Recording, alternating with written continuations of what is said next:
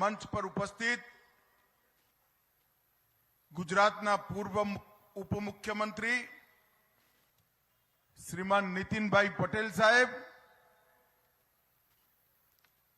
કલોલ વિધાનસભા ક્ષેત્રના મારા સાથી ભાઈ બકાજી ઠાકોર, પૂર્વ ધારાસભ્ય કલોલ ડોક્ટર A.K. પટેલ,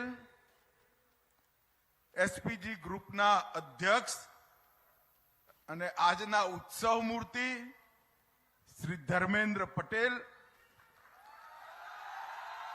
શ્રી ગૌરાંગભાઈ પટેલ, શ્રી જસ્મીનભાઈ, શ્રી પૂર્વીનભાઈ, શ્રી અલ્કેશભાઈ, પ્રમુખ વિશ્વ ઉમિયાધામ, જેમને ખૂબ મોટું સમાજનું કામ ઉપાડ્યું છે એવા શ્રીમાન R.P. પટેલ, કલોલ શહેર ભાજપના અધ્યક્ષ શ્રી J.K. પટેલ, શ્રી કિરીટભાઈ પટેલ અને આજ આ વિરાટ સંમેલનમાં ઉપસ્થિત ભાઈઓ બહેનો અને મારા દિલની ધડકન જેવા યુવા મિત્રો, આપ સૌને નમસ્કાર.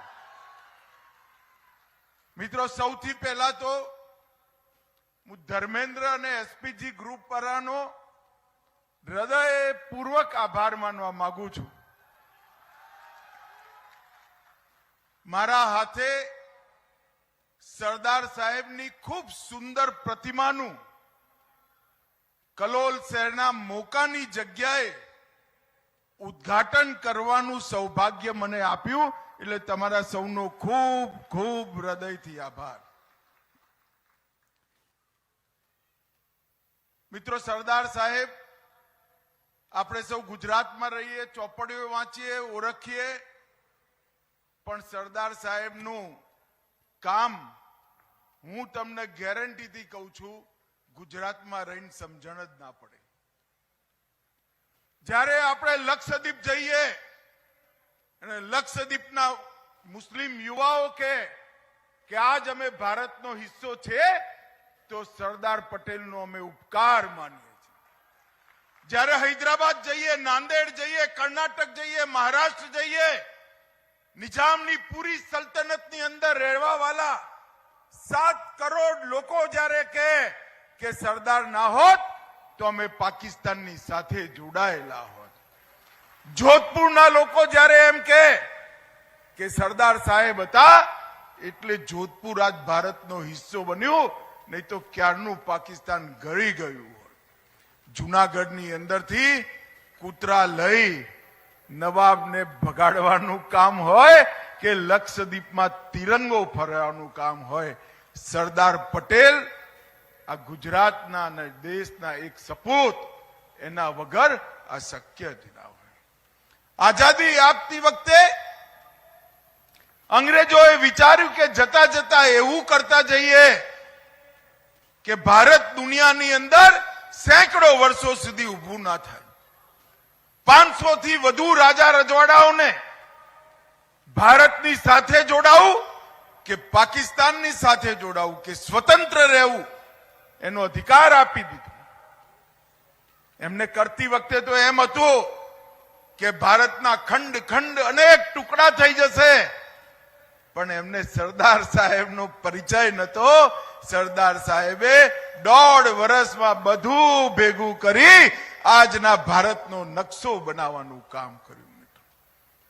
હું તો આજની યુવા પેઢીને કહેવા માંગુ છું, જીવનમાં દ્રઢ નિશ્ચય થવું હોય, જીવનમાં સાદગીના ગુણોને આત્મસાત કરવા હોય, દેશભક્તિ રગે રગમાં વહે એવું ચરિત્ર બનાવવું હોય, કેવળ ને કેવળ દેશના ઉદ્દેશનું લક્ષ્ય પ્રાપ્ત કરવું હોય, તો સરદાર સાહેબને વાંચજો, જાણજો અને સમજજો. બાકી કઈ કરવાનું નહીં રહે, એક જ જગ્યાએથી બધું મળી જશે. હું તો ખરેખર આજ સાર્વજનિક મનથી સ્વીકારવા માંગુ છું, ગુજરાતથી ગયો ત્યાં સુધી સરદાર સાહેબનો મને અડધો પડધો જ પરિચય હતો. નાનપણથી હું વાંચતો, જાણતો, ઓળખવાનો પ્રયાસ કરતો અને 2011 સુધી એવું માનતો કે સરદાર સાહેબ બાબતમાં હું ઘણું જાણું છું, પણ જ્યારે ભારતીય જનતા પાર્ટીનો અધ્યક્ષ બન્યો અને દેશભરમાં મારે પ્રવાસ થયો, સેંકડો લોકો, એવા વિચારવાન લોકો, સમાજના આગેવાન લોકો મને મળ્યા, જેમને કહ્યું કે સરદાર પટેલ પહેલા વડાપ્રધાન હોત તો દેશ ક્યારનો મહાસત્તા બની ગયો. જ્યારે એક મુખે દેશના દરેક રાજ્યથી વિદ્વાનોનો આ મત થતો હોય તો કેવું જીવન સરદાર સાહેબ જીવ્યા હશે. આઝાદી પછી કોઈ લાંબો સમય નથી જીવ્યા. આઝાદી પછી લાંબો સમય ન મળવાય છતાંય અખંડ ભારત બનાવવામાં સરદાર પટેલનું યોગદાન આજ કોઈ એનું ચરિત્ર ના લખી શકે એટલું મહાન યોગદાન કરવાનું કામ સરદાર વલ્લભભાઈ પટેલે કર્યું. અને સરદાર સાહેબને આ કોંગ્રેસિયાઓએ વર્ષો સુધી અન્યાય કર્યો. પોતાના પરિવારની દુકાન ચલાવવા માટે સરદાર સાહેબનું સન્માન ના કર્યું. સરદાર પટેલ જેવા મહાપુરુષનું સંસ્કાર જ્યાં થયા ત્યાં કોઈ સ્મારક ના બન્યું. કોંગ્રેસ પાર્ટી સત્તામાં રહી અથવા ભાગીદાર રહી ત્યાં સુધી સરદાર સાહેબને ભારત રત્નનો એવોર્ડ ના મળ્યો. જેનો એવોર્ડ પર સૌથી પહેલો અધિકાર હતો એ માણસને એવોર્ડ મળતા મળતા 40 વર્ષ થઈ ગયા. ભાઈ 40 વર્ષ થઈ ગયા. સમગ્ર દેશની અંદર લોકોના હૃદયમાં સરદાર, લોકોના મનમાં સરદાર, દેશના ઇતિહાસમાં સરદાર, પણ સરદારનું ના સ્મારક મળે ના મ્યુઝિયમ મળે. અને બનાયા તો એ આધા અધૂરા અધકચરા મ્યુઝિયમો બનાયા. નરેન્દ્રભાઈ જ્યારે વડાપ્રધાન બન્યા ત્યારે વિશ્વમાં સૌથી ઊંચી પ્રતિમા અને સ્મારક સરદાર સાહેબનું બનાવવાનું કામ નરેન્દ્ર મોદીજી. ભારતીય જનતા પાર્ટીએ 1950 થી આજ સુધી જ્યારથી જનસંઘની સ્થાપના થઈ ત્યારથી આજ સુધી પોતાનો ચુનાવ ઘોષણા પત્ર, સંકલ્પ પત્ર સરદાર સાહેબના અધૂરા સપના પૂરા કરવાનું રાખ્યું.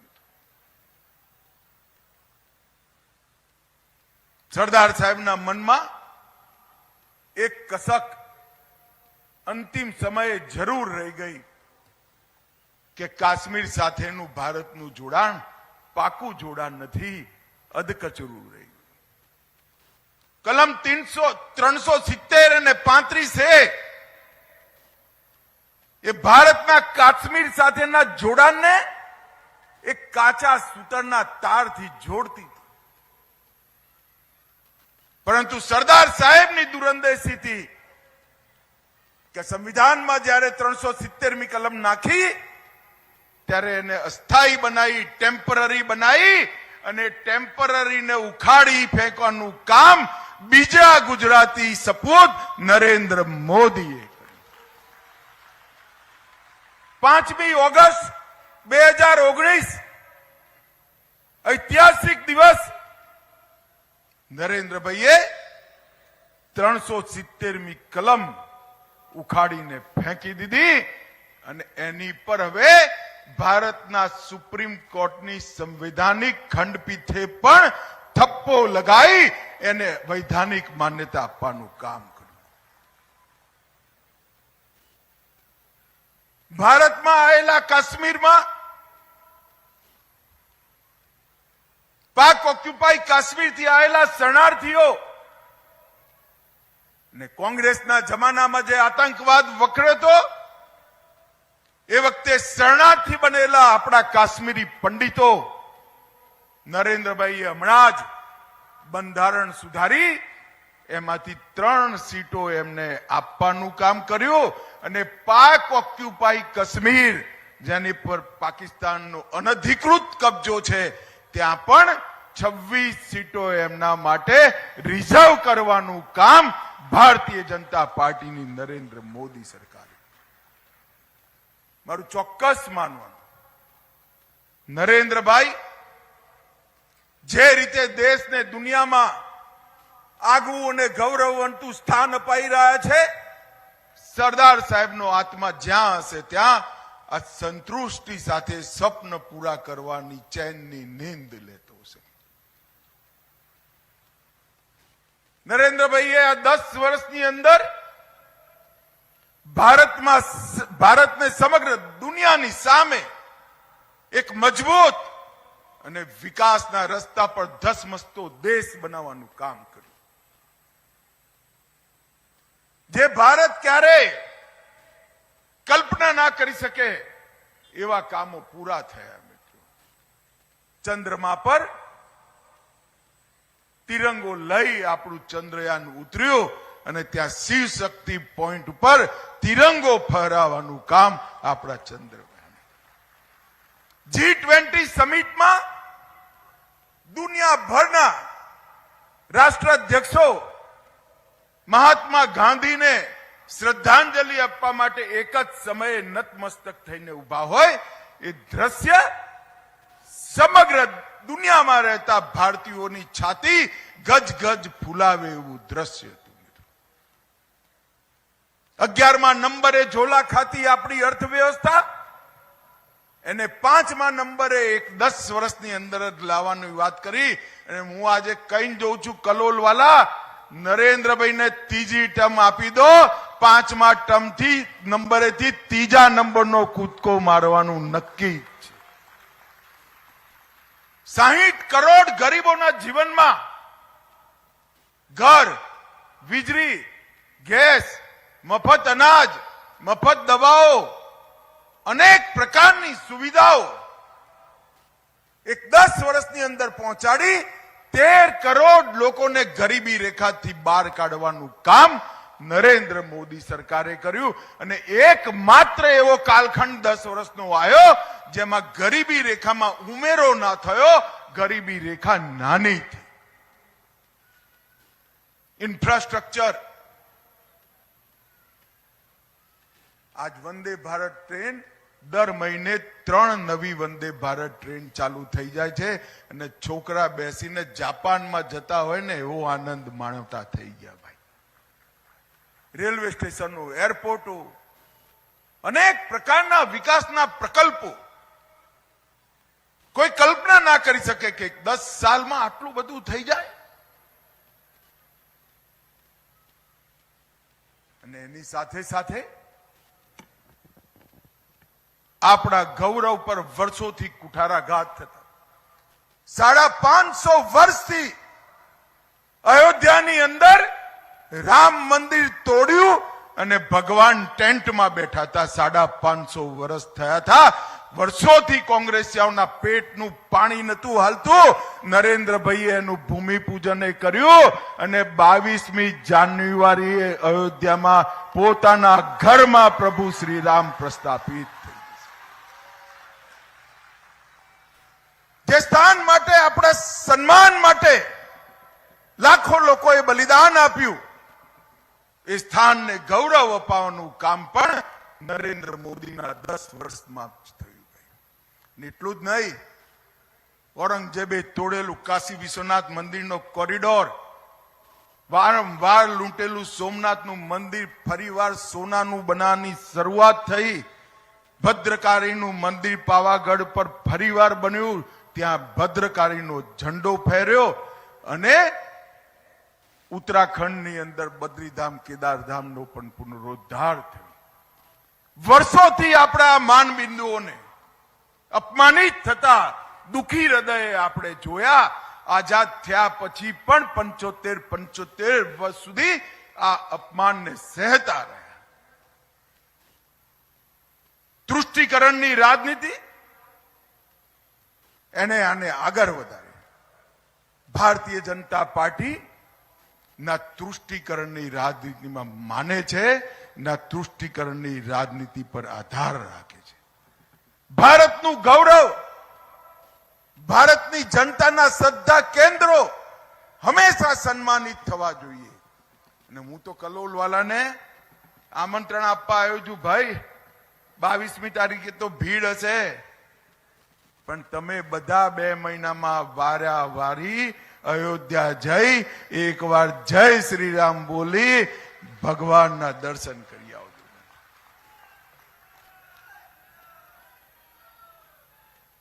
અમદાવાદથી રોજ એક ટ્રેન જવાની છે, રોજ એક ટ્રેન 80 દિવસ સુધી.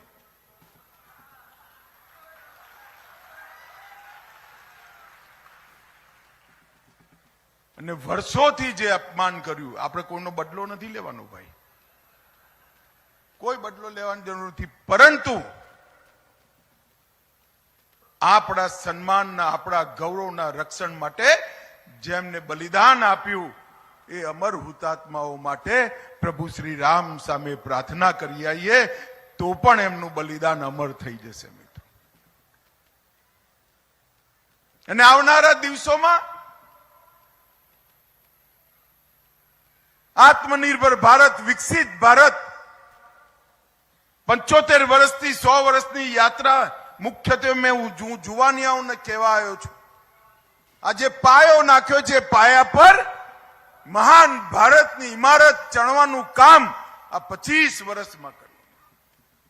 2047માં જ્યારે 15મી ઓગસ્ટે લાલ કિલ્લાની પ્રાચીર પર ઝંડો ફરકતો હોય એ વખતે વિશ્વમાં દરેક ક્ષેત્રમાં, સમગ્ર વિશ્વમાં દરેક ક્ષેત્રમાં ભારત નંબર 1 હોય એવું ભારત બનાવવાની કલ્પના લઈને આપણે 25 વર્ષ જવાનું છે. હું આજે એસપીજી ગ્રુપ વાળાને, સૌ મિત્રોને, આખા પ્રદેશમાંથી બધા લોકો આવ્યા છે, સૌને ખૂબ ખૂબ અભિનંદન અને સાધુવાદ આપવા માંગુ છું કે કલોલના મુખ્ય રસ્તા પર, 4 રસ્તા પર સરદાર પટેલ સાહેબની 15 ફૂટ ઊંચી દિવ્ય પ્રતિમા લગાવવાનું તમે જે કામ કર્યું છે એ વર્ષો સુધી કલોલના જુવાનિયાઓને સરદાર સાહેબના જીવનનો સંદેશ પહોંચાડશે. અને હું મારા તરફથી પણ ધન્યવાદ કહેવા માંગુ છું કે આ પુણ્ય કાર્ય કરવામાં તમે મને બોલાયો અને મારા હાથે મૂર્તિનું ઉદ્ઘાટન કરાયું એ બદલ હું આપ સૌનો હૃદયપૂર્વક આભાર માનવા માંગુ છું. આવનારા દિવસોની અંદર 2024ની ચૂંટણીમાં ફરી એકવાર દેશે નક્કી કરવાનું છે કે આ દેશના વડાપ્રધાન કોણ હોય.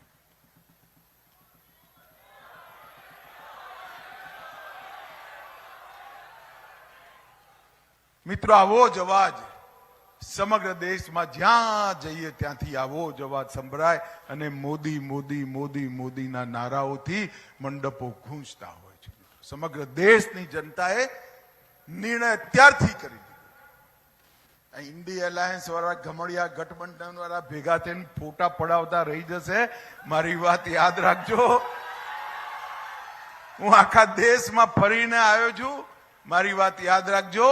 અત્યારે છે એના કરતા પણ વધુ સીટોથી નરેન્દ્ર મોદી ફરી એકવાર વડાપ્રધાન બનવા જઈ રહ્યા. કલોલની જનતાના પણ આશીર્વાદ એમાં રહે. કલોલના વિકાસ માટે આ 5 વર્ષની અંદર લગભગ 1750 કરોડ રૂપિયાના 3591 કામો બહુ ઝીણવટપૂર્વકના આયોજન સાથે થયા છે. શહેરમાં તો હજી થોડું પ્લાનિંગ ઓછું થયું છે ને કામે ઓછું થયું છે, પણ ગામડાઓની અંદર બધા જ પ્રકારની સુવિધાઓથી ગામડા યુક્ત થાય અને શહેરનું બાકી રહ્યું છે એની ચિંતા ના કરતા આવતી વખતે એ પણ પૂરું થઈ જશે ને અમદાવાદ જોડે જોડાઈ જશે. તમે ચિંતા ના કરો.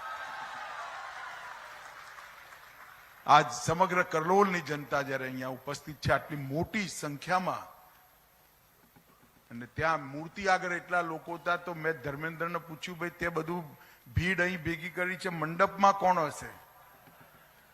તેને કહ્યું, સાહેબ મંડપે ભરેલો છે, સીધા જ ચલો તમે. તો આટલી મોટી સંખ્યામાં આપ સૌ આયા. મારું ને મારા સાથીઓનું, નીતિનભાઈનું, અમારા ધારાસભ્યશ્રીનું, અતુલભાઈનું સૌનું સન્માન કર્યું. હૃદયપૂર્વક એસપીજી ગ્રુપનો હું આભાર માનું છું અને સરદાર સાહેબની ચિર સ્મૃતિ રહે એવું કામ જે આજે કર્યું છે એના ખૂબ ખૂબ અભિનંદન. ભારત માતા કી જય. વંદે માતરમ. ખૂબ ખૂબ આભાર માનનીય કેન્દ્રીય મંત્રી શ્રી અમિતભાઈ શાહ. સરદાર પટેલની વાત કરી ત્યારે કહેવાનું મન થાય કે વાલા 562 રજવાડાની તિજોરી જેના માટે ખુલ્લી હોય અને એમની મરણ મૂડી માત્ર ને 325 રૂપિયા જ હોય ને એ ફક્ત વીર વલ્લભ સરદાર હોય. વાલા 562 રજવાડાની તિજોરી ખુલ્લી હોય ને મરણ મૂડી માત્ર 325 રૂપિયા હોય. ત્યારબાદ આપણે હવે સંગઠન મંત્રી અને પ્રવક્તા એવા શ્રી પૂર્વિનભાઈ પકાલાલ એમને વિનંતી કરું કે આભાર